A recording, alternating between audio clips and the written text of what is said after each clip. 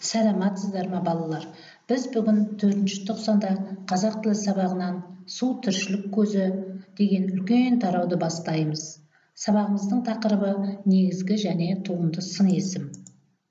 Оқу мақсатымыз мәтін мазмұны бойынша пікір білдіруге бағытталған сұрақтар құрастыру және жауап беру.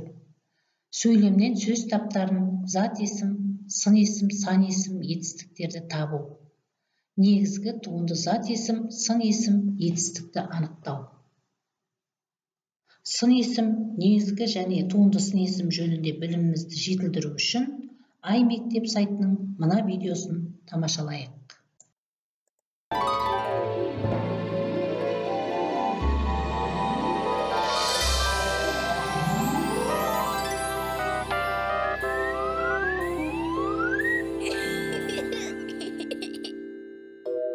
Ай мектеп.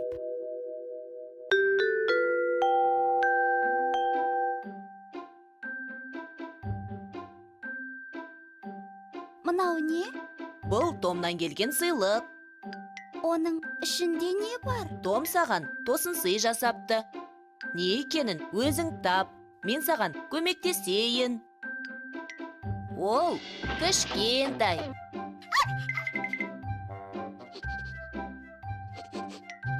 Бұл күшік пе?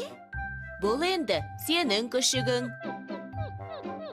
Ол қандай екен? Менің күшігім кішкентай. Түсі ала, жүні жұмсақ және сондай ақылды. Көрдің бе? Бұл сөздер қандай деген сұраққа жауап береді. Яғни олар сын есімдер.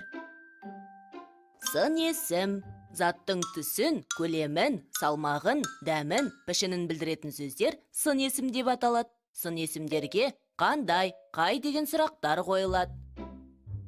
Түсі қызыл, сары, ақ.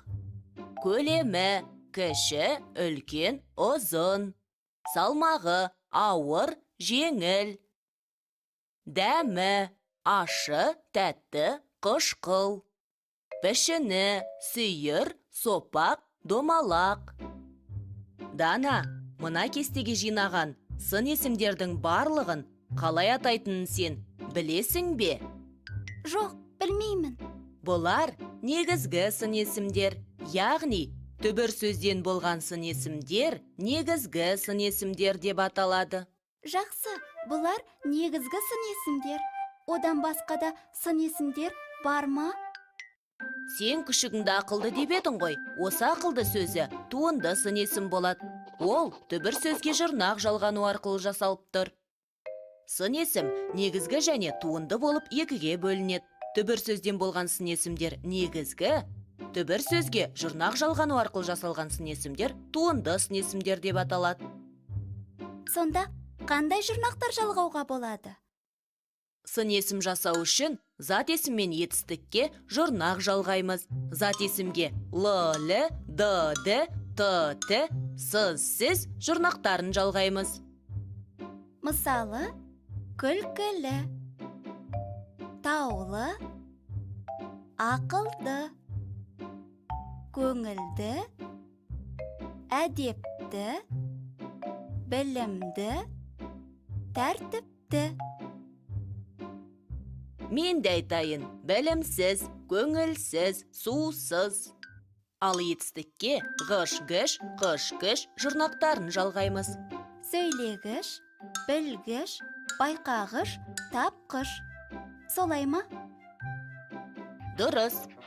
Қандай жақсы, көп нәрсені үйреніп алдым. Бұл күшіктің аты бар ма? Қазір көрейін, мойнында алқасы бар екен. Аты Вики. Жей ғой, Вики. Ол тек ақылды, жұмсақ, сүйкімді болып қана қоймай, сонымен қатар өте жылдам екен. Иә, Вики сөзі жылдам деген мағынаны білдіреді.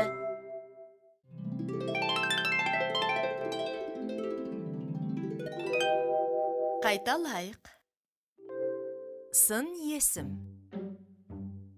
Заттың түсін, көлемін, салмағын, дәмін, пішінін білдіретін сөздер сын есім деп аталады. Сын есімдерге қандай, қай деген сұрақтар қойылады. Сын есімдер негізгі және туынды болып екіге бөлінеді. Негізгі сын есім. Түбір сөзден жасалған сын есімдер негізгі сын есімдер деп аталады. Мысалы, жақсы, үлкен, қызыл. Туынды сын есім. Түбір сөзге жұрнақ жалғану арқылы жасалған сын есімдер туынды сын есімдер деп аталады. Туынды сын есімдер түбірге л, д, т, сыз, сіз, ғыш, гіш, қыш, кіш, тағы басқа жұрнақтар жалғану арқылы жасалады. Мысалы, таулы, ақылды, білгіш. Оқулықтағы Мұраттың бастауы мәтін тыңдап, сұрақтарға жауап бер және мәтіннен сын есімдерді тап.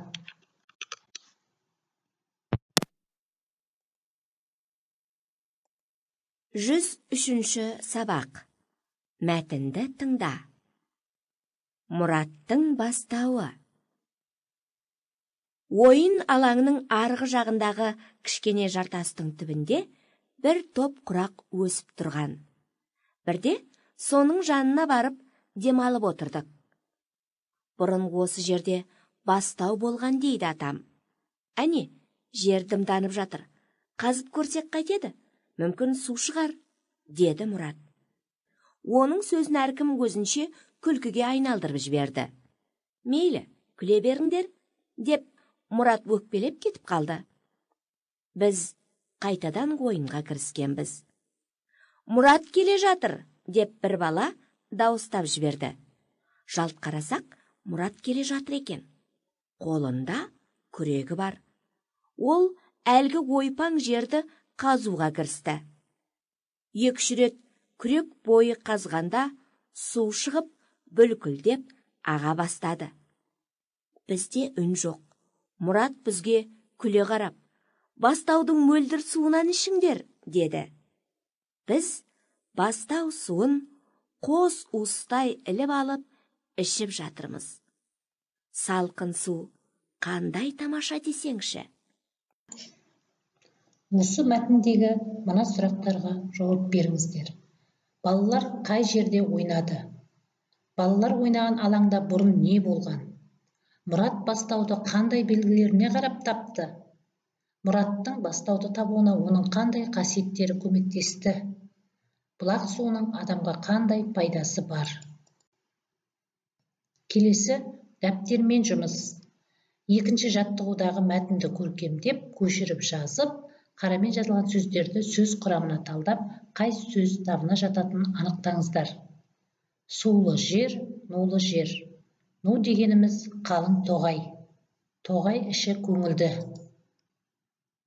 Үшінші жаттығуымызда берілген негізгі және туынды сын есімдерді салыстырып, олардың ұқсастығы мен айырмашылығын табыңыздар.